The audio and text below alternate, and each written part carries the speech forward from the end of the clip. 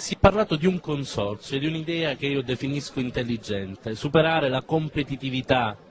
inutile rispetto a cosa? Siamo iniziate per dar vita ad un progetto per la valorizzazione e la comunicazione del vino italiano, superando un po' le differenze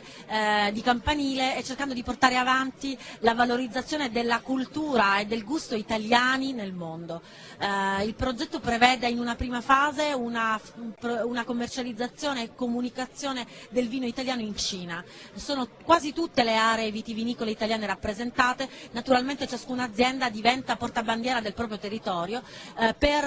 svolgere un'azione che è prima di tutto formazione. La Cina, l'India, il Brasile sono paesi nuovi consumatori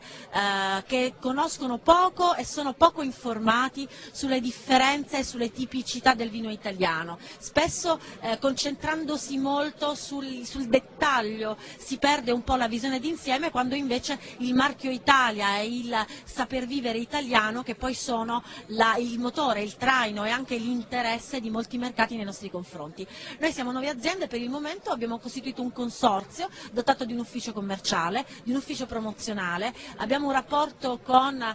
istituzioni cinesi, con operatori sia dal punto di vista della consulenza che della commercializzazione in Cina, mettiamo a disposizione più di 100 etichette, 27 aree vitivinicole con denominazioni e origini controllate e indicazioni geografiche tipiche, una incredibile varietà di vini di tutti i prezzi, dal vino più economico al vino più blasonato e quindi più costoso,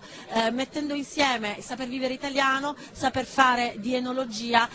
gusto e amore per la propria terra e collaborazione. Per una volta effettivamente si supera un po' la competizione